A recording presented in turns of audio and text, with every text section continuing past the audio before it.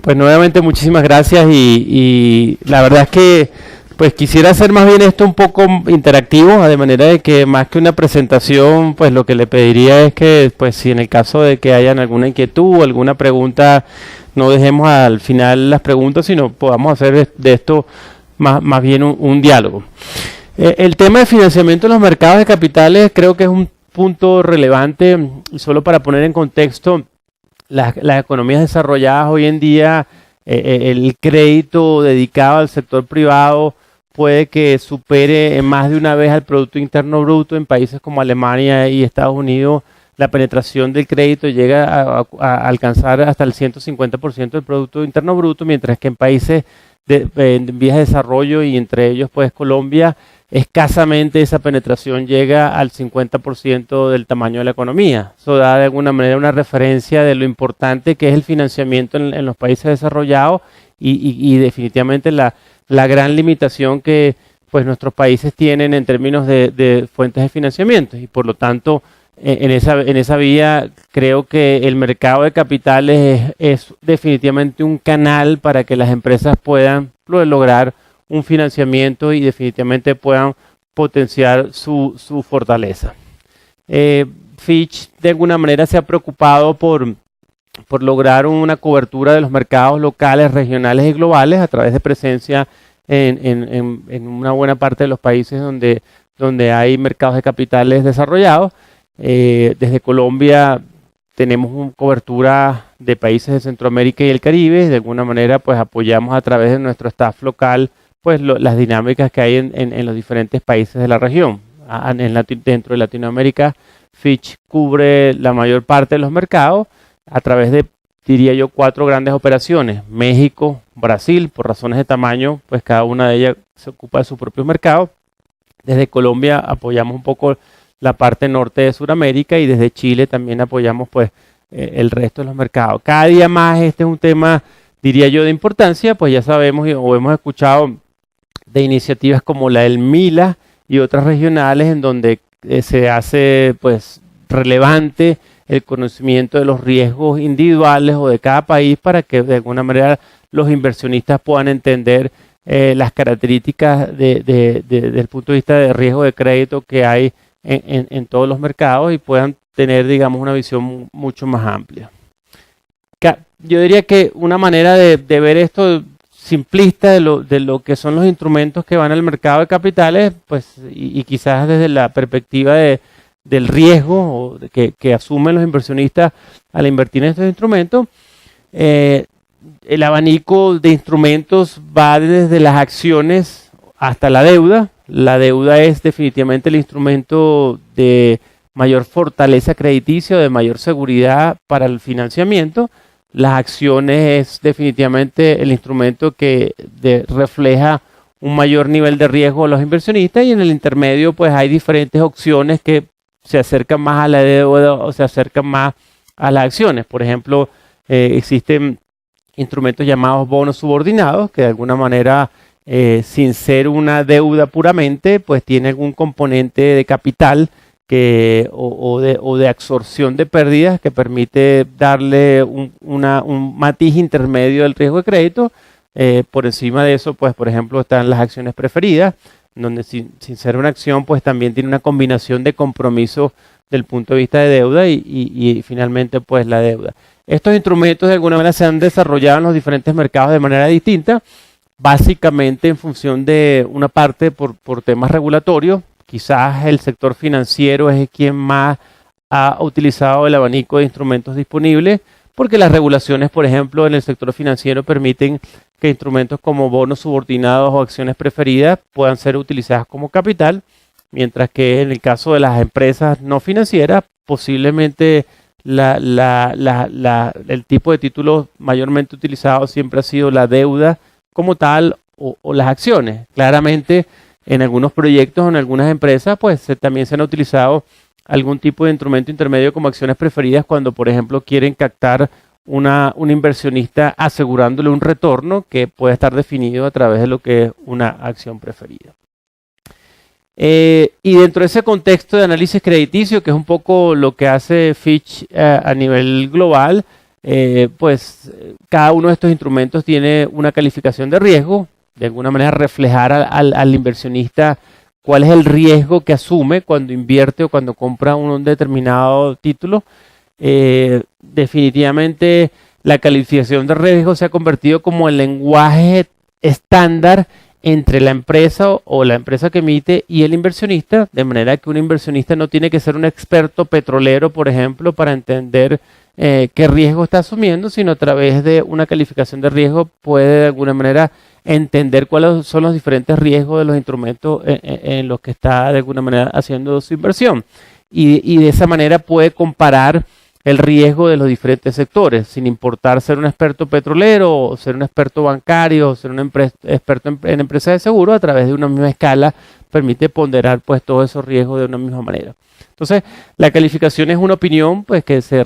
envía a los inversionistas sobre la calidad crediticia del instrumento. No pretende ser una recomendación de que el inversionista compre o venda una determinada acción, sino que entienda dentro de su portafolio de opciones cuál es el riesgo de crédito que está asumiendo.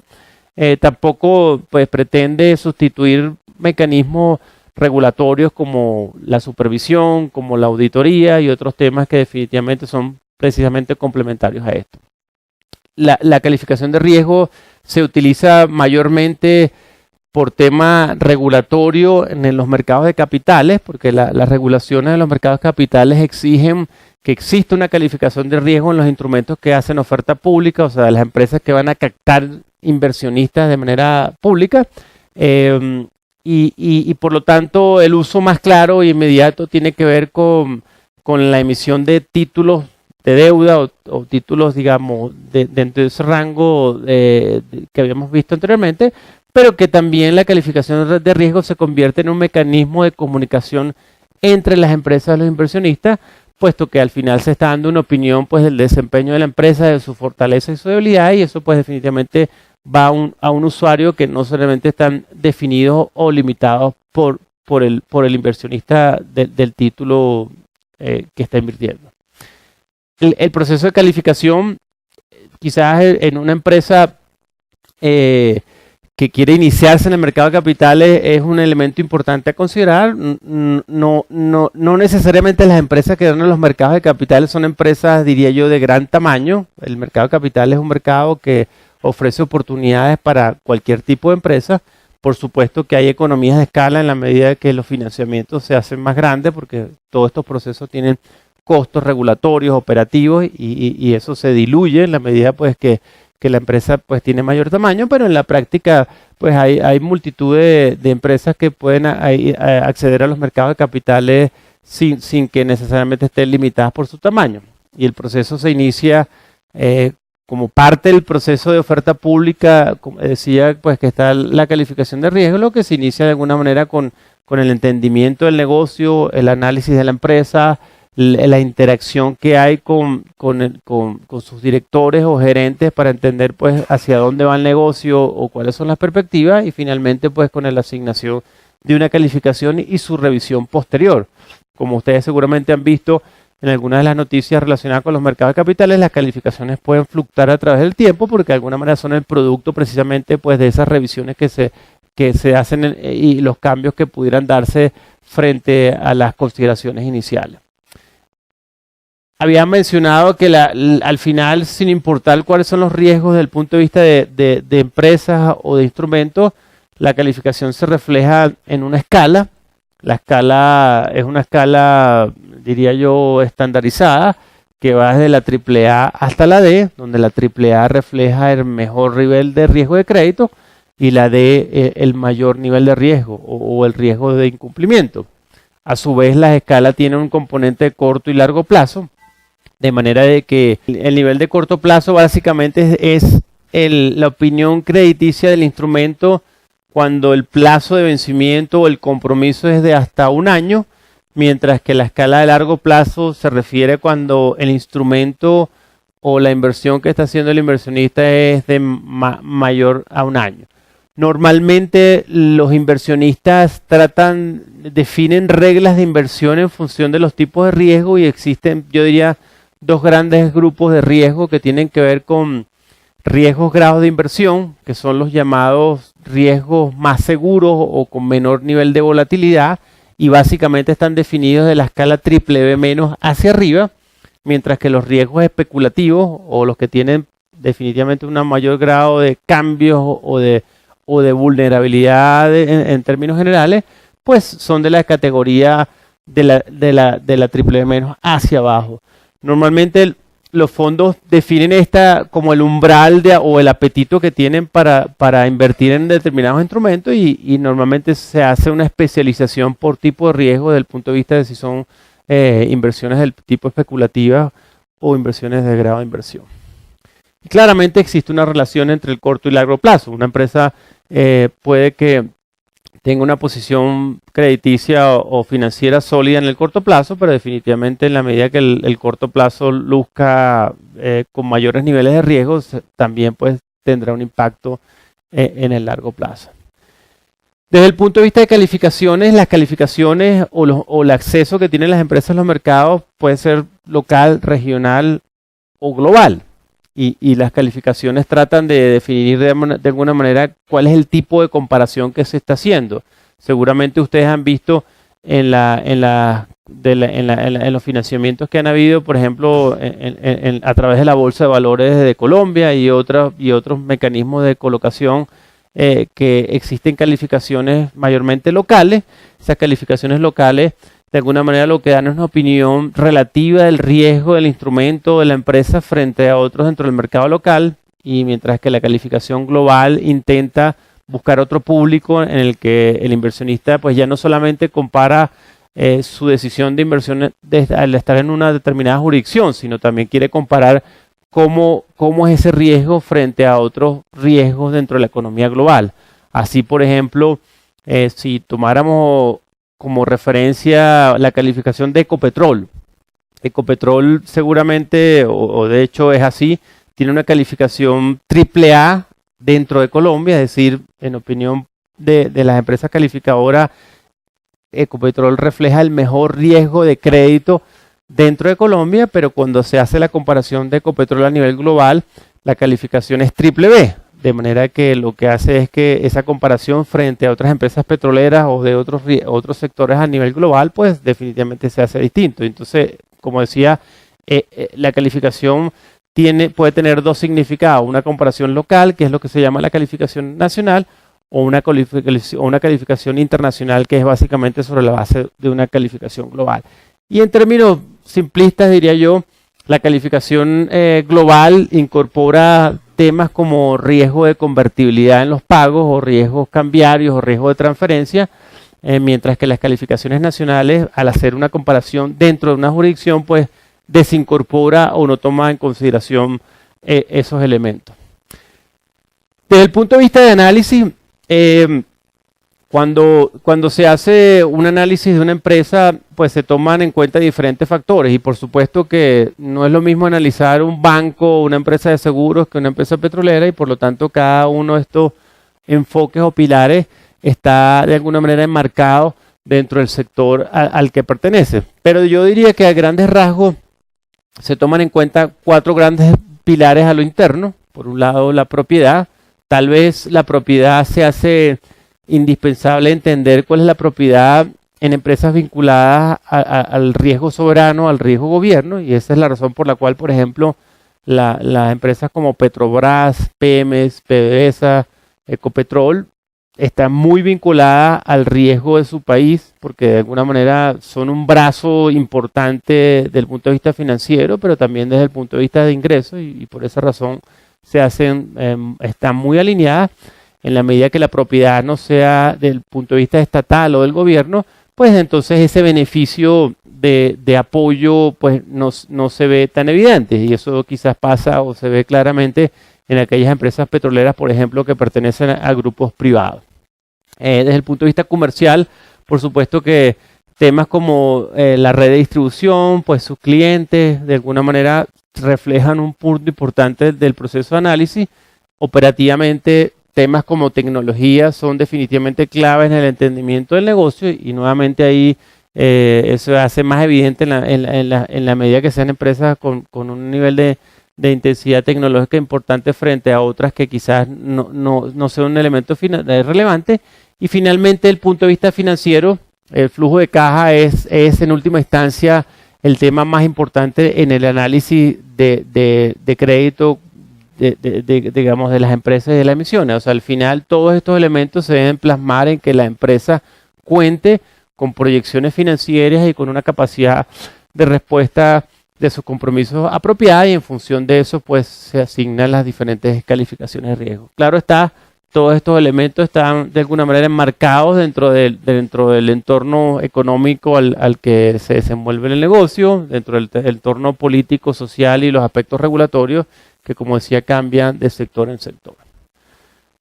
En el proceso de las calificaciones, pues aunque tienen variaciones a través del tiempo, no pretenden cambiar cada vez que cambie alguno de los elementos de los que vimos anteriormente. O sea, no por un cambio de uno de los elementos eso implica necesariamente un cambio en la calificación. ¿Por qué? Porque las calificaciones, para que sea una opinión valiosa a los inversionistas, tratan de ser prospectivas, dar una opinión hacia adelante de lo que es el negocio, de lo que es el instrumento en el que está invirtiendo un inversionista. Entonces,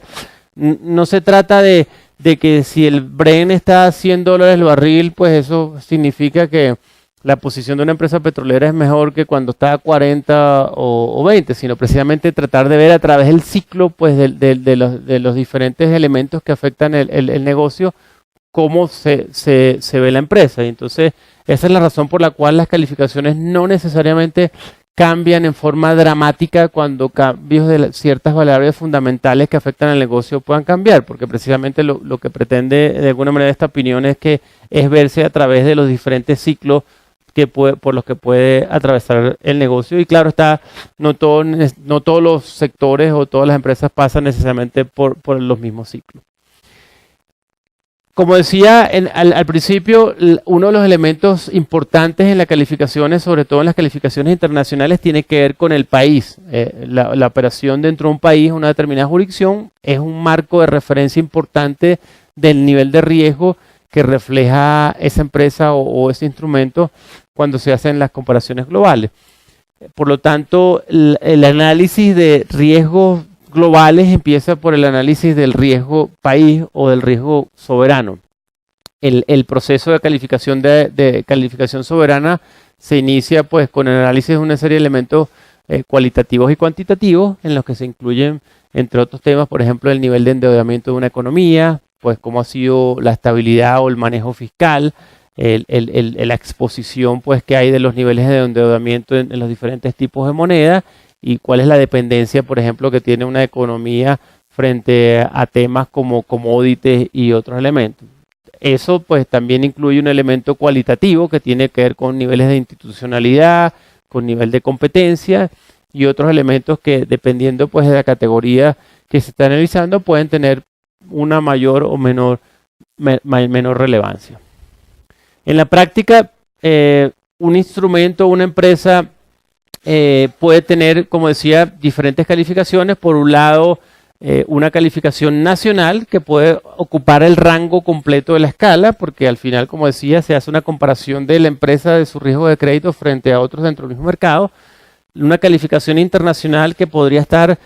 limitada en algunos casos por la calificación soberana, en el sentido de que es difícil considerar la posibilidad de que una empresa sea mejor pagador que el propio gobierno, aunque existen, digamos, circunstancias que pueden hacer esa excepción, y por lo tanto ese es el que establece una especie de techo dentro de las calificaciones, y en esa comparación global pues la empresa puede estar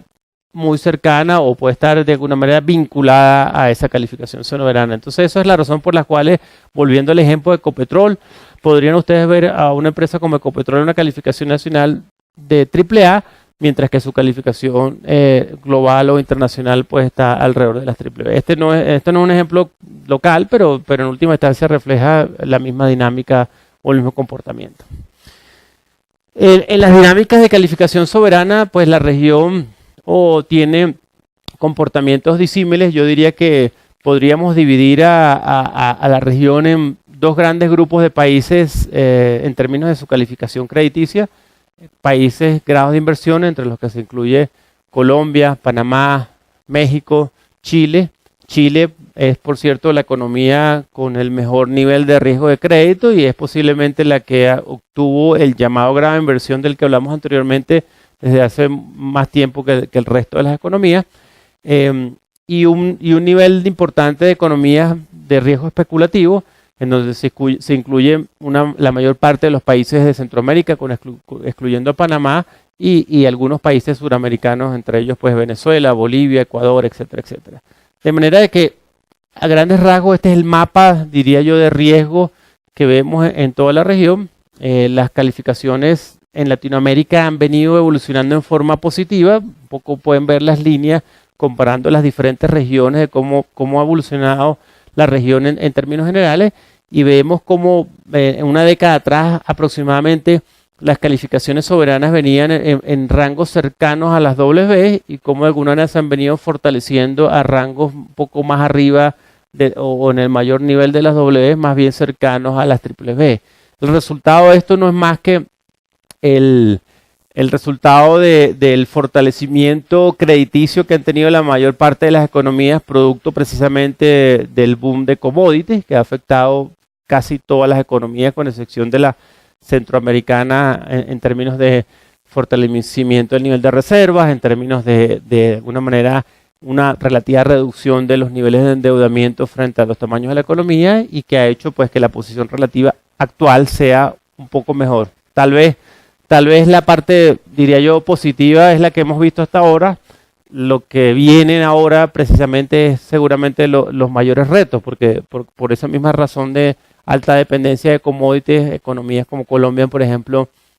tienen hoy en día una perspectiva negativa, lo que indica es que la posibilidad de cambios hacia abajo es relativamente alta en función de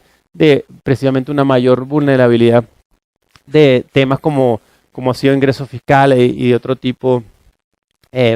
al hacer esta comparación global. Sí. Nuestro análisis es fundamental, es decir, es sobre la base de elementos cualitativos que tienen que ver con distintos, diría yo, variables o métricas en función del sector o de lo que estemos calificando, y nuestro análisis es básicamente fundamental. Obviamente, dentro de lo fundamental, yo diría, se incluyen elementos cualitativos, como por ejemplo son temas como distribución del ingreso, digamos, nivel de educación, la fortaleza de la institucionalidad que hay en un determinado país. Todos esos son elementos que pues tienen una característica cualitativa, pero de alguna manera se ponderan en ese proceso analítico, y estoy hablando de calificaciones básicamente soberanas. Si extrapolamos esto a empresas, pues nosotros evaluamos, por ejemplo, la gerencia, y entendemos, por ejemplo, cuál es el efecto de políticas de gobierno corporativo, por ejemplo, o del gobierno corporativo frente a la evaluación de una empresa. Entonces, eso puede también modificar el elemento cualitativo que tiene que ver con flujo de caja y los otros elementos en función de esas variables no cualitativas que son parte del proceso de análisis. Desde el punto de vista de análisis de riesgo país, cuando uno, por ejemplo, viene a los fondos de mercados emergentes, el JP Morgan, y ve que pues obviamente van cada vez en crecimiento, y mira uno, por ejemplo, digamos, la deuda externa colombiana, que ya está por encima del 42% del Producto Interno Bruto, y eso en términos cualitativos y cuantitativos, ¿cómo se mira con respecto a la competitividad del sector en torno a los países vecinos? Sí, es un elemento, en los procesos de calificación de riesgo se hacen precisamente una evaluación comparativa, y esos elementos que tú mencionas, Juan Carlos, son precisamente de los temas que permiten hacer la diferencia entre una calificación y otra. En el caso de Colombia, por ejemplo, tal vez las métricas dentro del grado de inversión, que es el nivel que está actualmente Colombia, han cambiado, entre otras cosas, porque, por ejemplo, países como Brasil, que tiene un relativamente mayor endeudamiento que Colombia, era anteriormente investment grade y ya no lo es. Entonces, cuando se van filtrando de alguna manera esas comparaciones, las medidas de Colombia lucen definitivamente un poco, diría yo, por encima de los límites del grado de inversión. Y en particular en el ejemplo que tú haces, la métrica de endeudamiento de Colombia está alrededor del 46% del Producto Interno Bruto y la media para el grado de inversión es del 40%. Tal vez una sola medida no es necesariamente el reflejo de un cambio en la calificación, porque la calificación, como decía anteriormente, es un montón de factores, pero esa es definitivamente uno de los elementos, si hay que catalogarlos, de debilidad de la calificación soberana de Colombia frente a otras dentro de ese grado de inversión. Otra medida, por ejemplo, es el tema del balance de cuenta corriente. Colombia refleja un déficit de alrededor del 6%, un poco más o un poco menos, mientras que la media para los grados de inversión, que lamentablemente ahí, digo lamentablemente porque son economías con otras dinámicas, incluye economías asiáticas que tienen normalmente un balance externo superavitario y el déficit promedio dentro del grado de inversión es del 1%, entonces desvía un poco ese resultado. Quizás desde el punto de vista positivo, Colombia tiene una fortaleza importante desde el punto de vista de reservas internacionales que se han venido acumulando a través precisamente del boom de petróleo y que de alguna manera hace que tenga una gran fortaleza para responder a shocks externos por su posición, digamos, de reservas, pero también por su apoyo a través de líneas por ejemplo, con el Fondo Monetario, etcétera, que dan una buena posición. Entonces, al final es una combinación de factores, pero definitivamente el tema del endeudamiento ha sido una de las métricas que se ha venido desviando. Yo te diría que en esa vinculada a esa métrica, el tema del déficit fiscal, en donde pues el déficit fiscal pues alrededor del 3% es superior al de la métrica que reflejan los países también grado de inversión, que está un poco más cercano al 1,5%.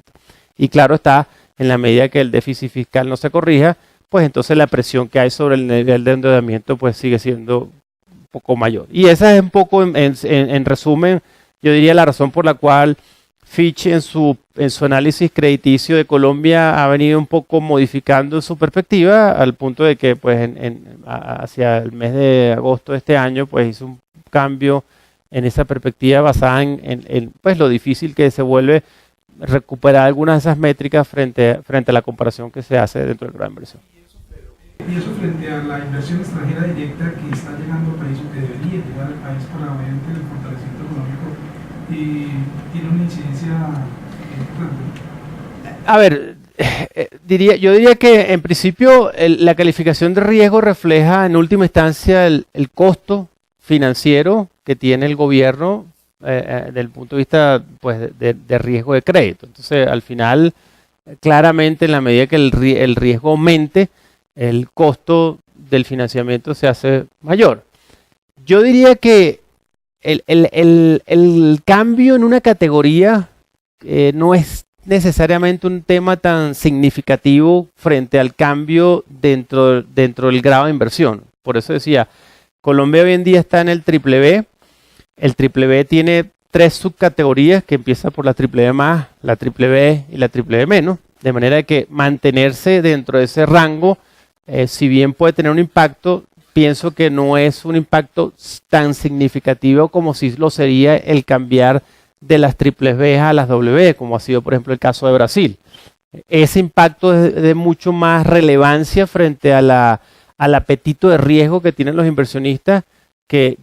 el cambiar en una categoría. Y como te digo, no necesariamente, los inversionistas también pues ven esto en el contexto de decisiones de inversión, donde por ejemplo seguramente,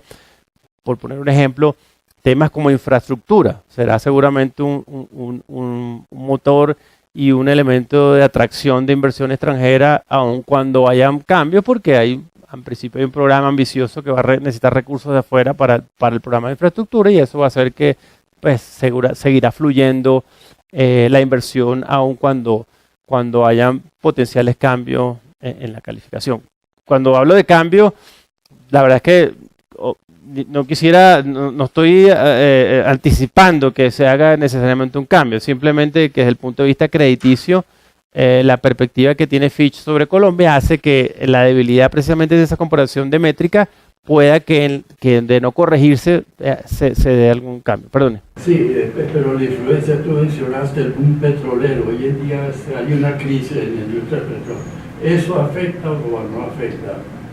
Ha afectado ya de hecho a la calificación. Esa es la razón por la cual el déficit fiscal, por ejemplo, ha subido. Esa es la razón por la cual el balance de cuenta corriente se ha reversado. Esa es la razón por la cual ha habido un efecto inflacionario de una u otra manera por la corrección del tipo de cambio para compensar parte de esos efectos. De manera que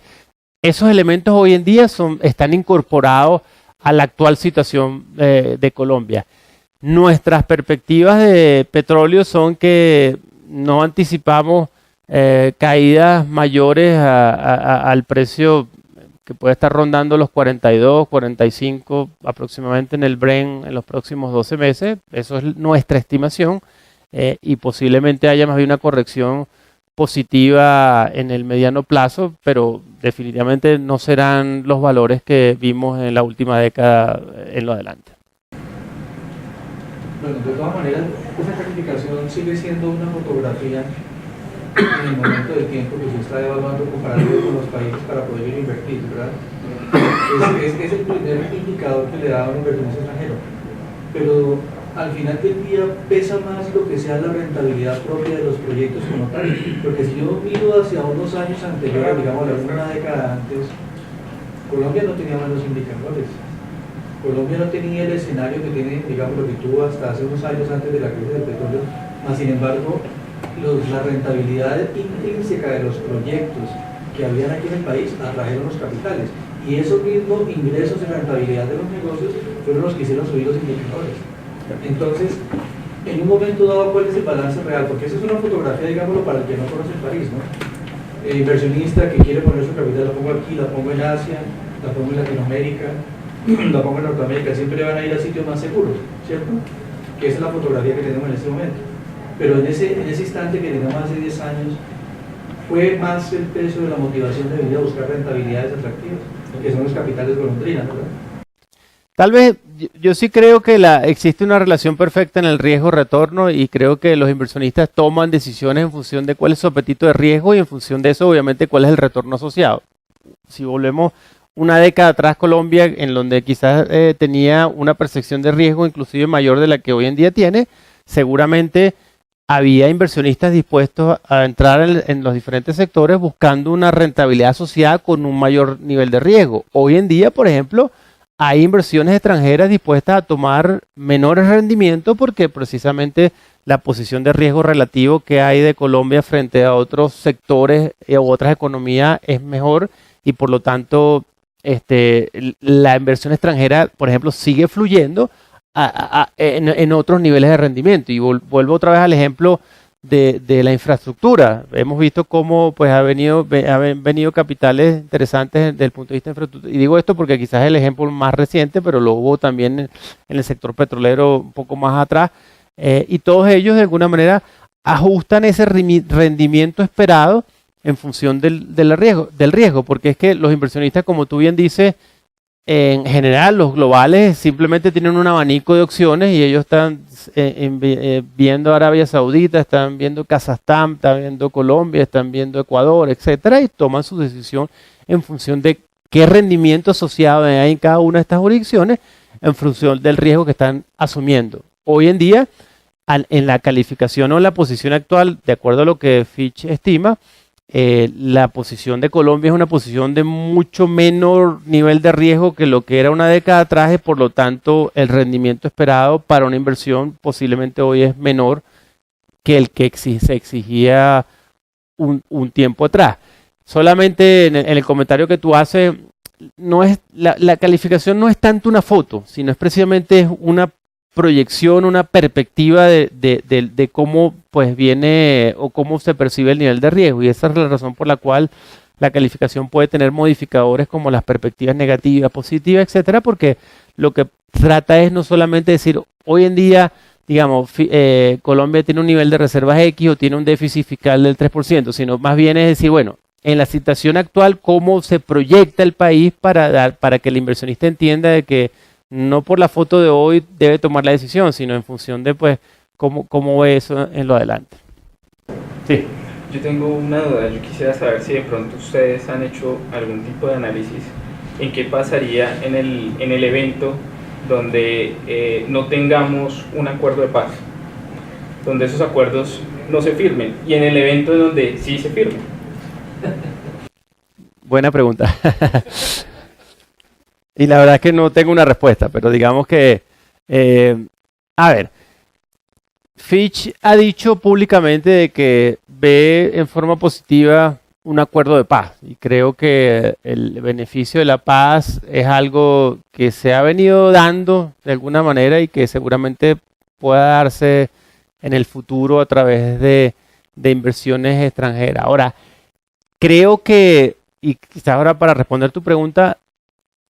Colombia con paz o sin paz tiene otros elementos mucho más importantes que resolver para que se pueda mantener, diría yo, la percepción de riesgo que tiene hoy en día. Y por eso es difícil a lo mejor pensar, diría yo, cuantificar qué pasa si se da o no se da la paz. Yo lo que creo es que lo más importante es pensar qué pasa o no pasa si no se da una reforma tributaria. ¿Qué pasa o no pasa si no se hace una mejor distribución de las cargas tributarias en el sector corporativo? ¿Qué pasa o no pasa si la infraestructura no termina de potenciar la competitividad del país para capturar la inversión extranjera? Entonces, yo te diría, yo no quiero decir que la paz es irrelevante, lo que quiero decir es que hay elementos de mucho mayor efecto e impacto en la percepción del riesgo de Colombia, mucho más que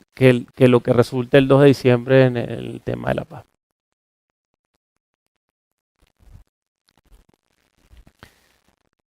Bueno, ya hemos hablado, creo que bastante de Colombia y de lo que es la calificación de riesgo, poco en línea con lo que veníamos discutiendo. Las calificaciones de riesgo al final la interpretan los inversionistas a través del rendimiento esperado en los títulos en los que están invirtiendo, y eso pues evidentemente hace que la relación riesgo-retorno se mantenga en la medida de que el riesgo sea mayor, los inversionistas exigen y eso es un mayor rendimiento, en la medida que el riesgo menor, pues viceversa. Cuando uno ve los índices de estos globales, JP Morgan, etcétera, pues ahí uno ve claramente cómo los rendimientos asociados a los diferentes riesgos pueden cambiar. Tal vez en forma puntual eso puede tener algunas distorsiones. Hoy en día, por ejemplo, las escasas expectativas que hay de subidas de tasas de interés en mercados como Europa hace que pues los rendimientos de mercados emergentes posiblemente no estén completamente ajustados a los riesgos que se están asumiendo, y es simplemente porque los inversionistas buscan en algunas veces, por decirlo de alguna manera, en forma desesperada algunos rendimientos porque precisamente sus portafolios prácticamente no están teniendo ningún retorno positivo, y eso hace atractivo, por ejemplo, economías como Colombia y otras dentro del grado de inversión que puedan capturar en forma importante estos flujos. Y eso ha sido una de las razones o un elemento positivo que ha afectado a Colombia en los últimos meses, luego del Brexit de alguna manera y los escasos, diría yo, expectativas que hay de crecimientos en Europa y de tasas de interés, en algunas economías inclusive con tasas de interés negativas, ha hecho que Colombia pueda volver a captar una fuente importante de inversiones y entre otras cosas pues ha afectado entre otros temas el tipo de cambio. Desde el punto de vista, yo diría un poco más académico, las calificaciones al final tienen asociada una probabilidad de incumplimiento. Este es el resultado de lo que ha hecho Fitch desde que en 100 años de historia, analizar cuál ha sido el incumplimiento de las diferentes categorías de riesgo asignadas, y uno puede ver allí como en la medida que obviamente las calificaciones son más bajas, la probabilidad de incumplimiento es mayor. En la medida que las calificaciones son mejores, pues la probabilidad de incumplimiento es menor. Solo para tener idea, la probabilidad de incumplimiento dentro del llamado grado de inversión, que son las categorías BBB menos hacia arriba, está por alrededor del 1%. Es decir, de cada 100 instrumentos calificados grado de inversión, posiblemente uno de ellos podría lograr llegar a algún nivel de incumplimiento, mientras que el resto pues cumplen en forma oportuna. Una pregunta ahí. AIG tenía calificación AAA y quebró en la crisis del 2007. ¿Cómo explicas eso? Pues eso está incluido en esas estadísticas. Definitivamente la crisis financiera del 2008 reflejó de que calificaciones altas llegaron a niveles de incumplimiento, pero eso lo recoge esa estadística, en el sentido de que seguramente la probabilidad de incumplimiento de los grados de inversión, en términos generales, para no hablar de AAA, sino simplemente de categorías por encima de la BBB, se vieron afectadas luego de la crisis financiera, pero yo te diría que esa estadística refleja que el poder predictivo de la calificación sigue siendo relativamente alto, porque precisamente pensar de que una calificación grado de inversión tiene una probabilidad menor al 1%, de alguna manera refleja de que, pues, aunque hay posibilidades de que eso suceda, sigue siendo un elemento de suficiente precisión como para tú, de alguna manera, pensar de que el invertir en una calificación grado de inversión te da un grado de certeza. La verdad es que esa pregunta es una pregunta obligada casi en cualquier foro sobre el tema de la crisis financiera. Yo diría que,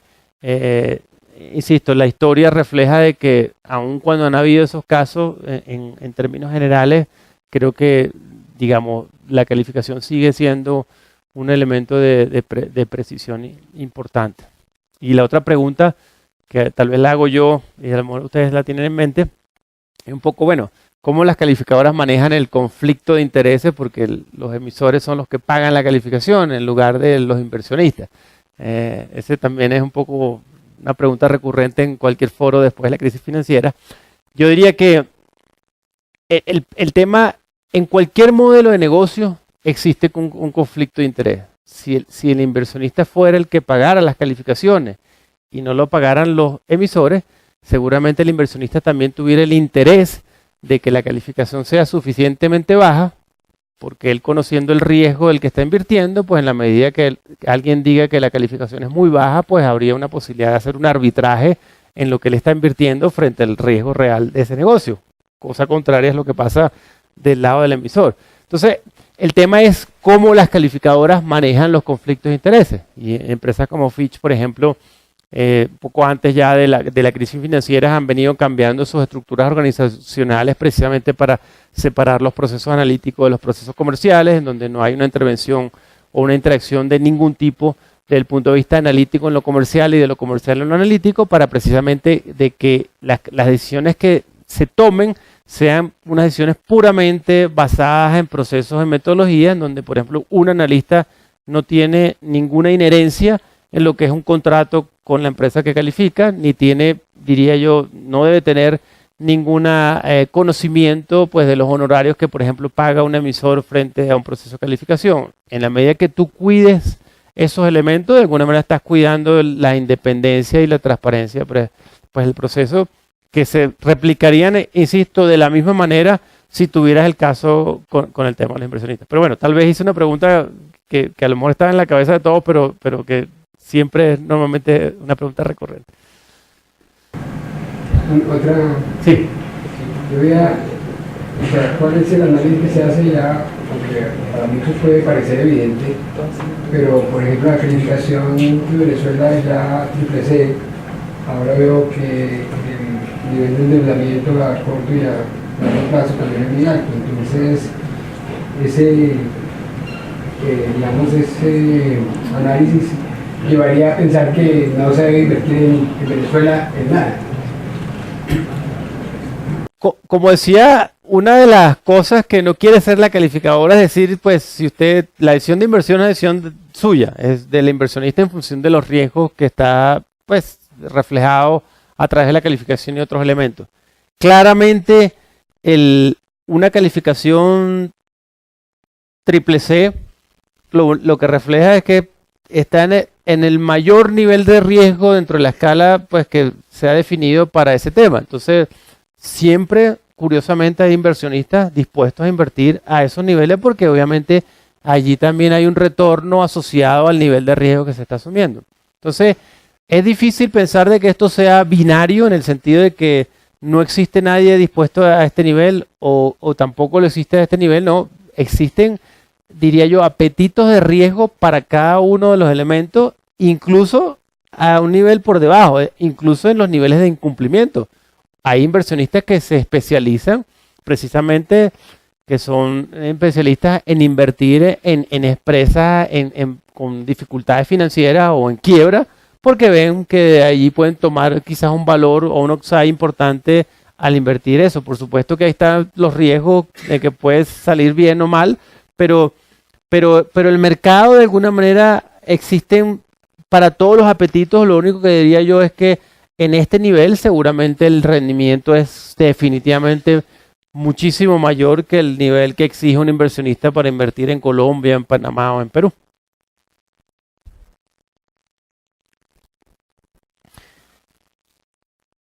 Y bueno, finalmente,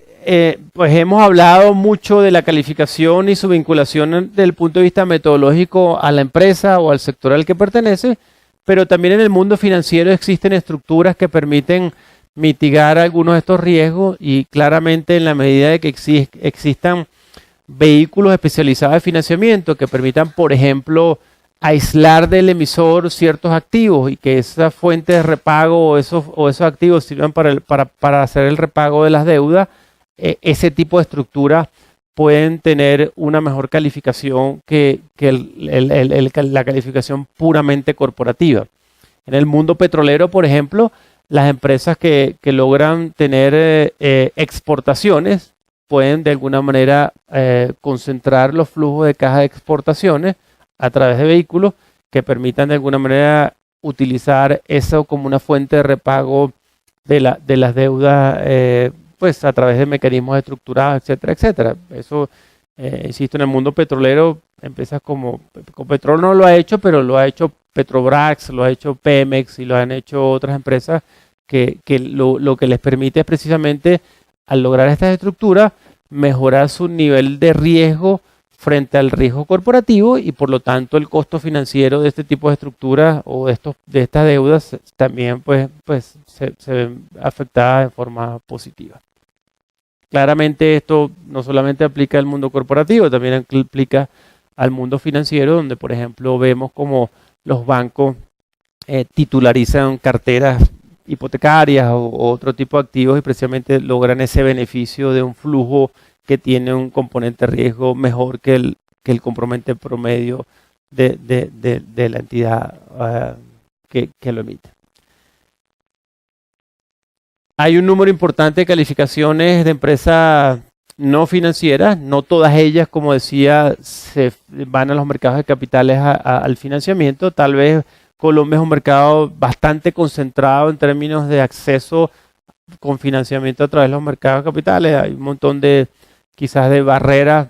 que pueden ser casi objeto de otra charla, pero en última instancia cada vez más lo que sí es cierto es que existen capitales dispuestos a tomar riesgo, y precisamente eso está abriendo oportunidades a la empresa ya no solamente ver el financiamiento bancario como una alternativa, sino también ver el financiamiento a través de los mercados como una fuente importante, diría yo, del manejo de sus recursos.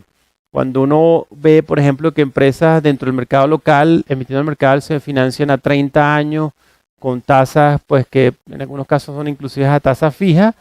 muestra un poco el beneficio que precisamente tiene los mercados de capitales frente a los financiamientos tradicionales. Bueno, y eso es todo. Ana. Una pregunta, ¿qué se debería hacer un nuevo boom petrolero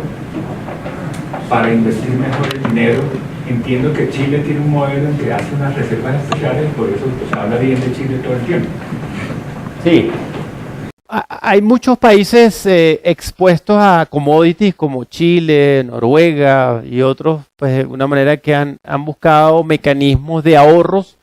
para precisamente verse favorecidos en los momentos en los que hay precios altos. Y como decía, Chile es una de esas economías donde se han generado ahorros productos del boom de commodities que ahora, frente a la caída, pueden ser utilizadas, por ejemplo, para compensar algunos de los problemas fiscales que pudieran estar teniendo. Entonces, en general yo te diría que los mecanismos que que logres de alguna manera para generar ahorros cuando hay precios altos, son vistos en forma positiva porque permiten compensar precisamente en los momentos en el que el ciclo está bajo. Tal vez las dificultades en esos mecanismos son la institucionalidad, es decir, mantener la disciplina de hacer el ahorro o de utilizar los recursos en forma apropiada, como para que el beneficio del ahorro se dé realmente en los momentos en los que se necesita. No es el caso de Chile. Chile, de alguna manera, se reconoce ese mecanismo y, como decía, pues existen otras economías, pero, por ejemplo, sí, economías como la que menciona Venezuela tuvo en su momento un mecanismo de ahorro que al final fue utilizado pues para otros propósitos. Entonces, el mecanismo en sí mismo no es la única variable, diría yo, de impacto positivo, sino es el mecanismo y también la capacidad de mantener la disciplina sobre la utilización de esos recursos. Dicho esto, yo creo que Colombia, y eso es uno de los temas que se reconocen desde el punto de vista de su fortaleza, Colombia tiene una institucionalidad fuerte y diría yo que de establecerse un mecanismo como ese en el futuro definitivamente sería un elemento positivo. Pero plantear un poquito lo que tú decías, mirando el caso de Colombia, digámoslo por charlas con personas que obviamente manejan el tema y directamente el Banco de la República, definitivamente si no se hubieran hecho las reservas que se hicieron durante la década anterior, nosotros estaríamos en una situación demasiado grave. Y realmente lo que ha llevado a lo que tenemos ahorita es el exceso de gasto público, digámoslo, porque eso es una variable que usted la mide directamente y la puede notar directamente en el riesgo del país. Entonces, volviendo a la pregunta de Gerardo. Volviendo a la pregunta de Gerardo sobre hacia dónde le está apuntando y que la calificación que nos está aclarando es una calificación con proyección a futuro. ¿Cómo estaríamos nosotros parados en un escenario, por ejemplo, de 4 años más adelante, en cuanto a calificación, mirando el déficit fiscal que tenemos ahora? ¿Tendemos a bajar nuestra calificación o tendemos a subir? O a estabilizarla, que es lo que mínimo deberíamos estar haciendo. Como decía al principio o en la mitad de la charla, para la posibilidad de que la calificación baje es relativamente alta. Precisamente la perspectiva negativa indica que existe una mayor probabilidad de cambio que hacia abajo que la de mantenerse o subirse. Es un poco el indicador y como te decía, tiene mayormente que ver con digamos, la resolución del tema fiscal del país en adición a las otras variables, pero yo diría que el fiscal es posiblemente el de mayor relevancia. Entonces, yo pienso que eso existe con un relativamente alto nivel de probabilidad. Yo no creo tampoco creo que Colombia vaya a perder su grado de inversión, que yo creo que es el elemento posiblemente más crítico o más relevante dentro de la categoría que está actualmente. Diferente fuera si se estuviera pensando de que Colombia quedaría, por ejemplo, en los niveles especulativos, como ha sido el caso de Brasil o otras economías. Ese te diría que es un elemento de mucho más relevancia, pero no descartaría la posibilidad de que si haya un ajuste, al menos en una categoría en la calificación de riesgo, en la medida que no queden resueltos en forma temprana algunos de los temas que he mencionado y que, como decía, con independencia de la paz o no la paz, esos son temas, diría yo, de mucho más impacto de la percepción de riesgo del país que seguramente no van a tener una solución tan temprana y por lo tanto esa probabilidad pues aumenta un poco en los cambios, sin pensar en que eso pueda caer dentro de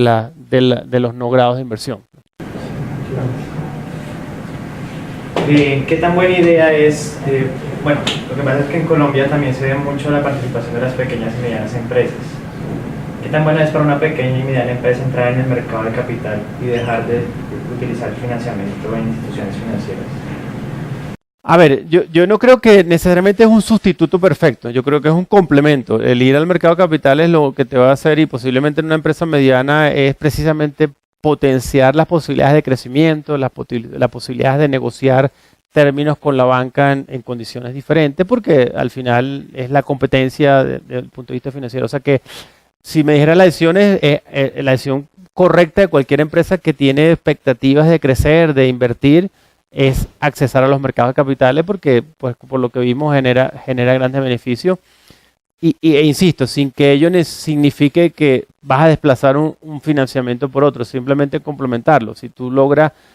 mantener tus líneas de crédito bancarias para tus temas de capital de trabajo o pequeñas inversiones, pero a su vez puedes complementarlo, como decía, con un financiamiento a 30 años, con una tasa fija. Creo que es una combinación perfecta para precisamente satisfacer pues tus necesidades de fondeo de lo que necesitas el día a día en términos de inventario versus lo que necesitas de expansión de capacidad de planta, etcétera, etcétera. O sea que es un complemento más que un sustituto,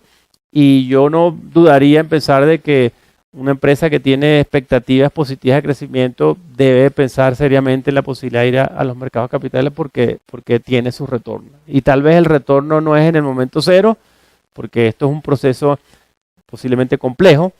que tiene sus costos, pero que definitivamente en la medida que lo vas haciendo y lo vas materializando y lo vas madurando, pues empieza a generar un montón de beneficios, entre otros, por ejemplo, que haya otros actores dispuestos a poner dinero en tu empresa, o que, por ejemplo, el día de mañana, en un proceso de expansión geográfica, pues ya tienes un canal de financiamiento y puedas, ¿por qué no?, accesar a mercados extranjeros. O sea que son múltiples los beneficios que una empresa mediana puede lograr a través del acceso a los mercados de capital.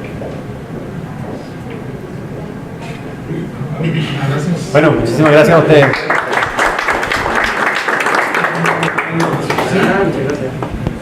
La Asociación Colombiana de Ingenieros de Petróleos certifica que el doctor Carlos José Fiorillo Martínez participó como conferencista en la Feria de Innovación y Emprendimiento CPE 2016, segunda versión,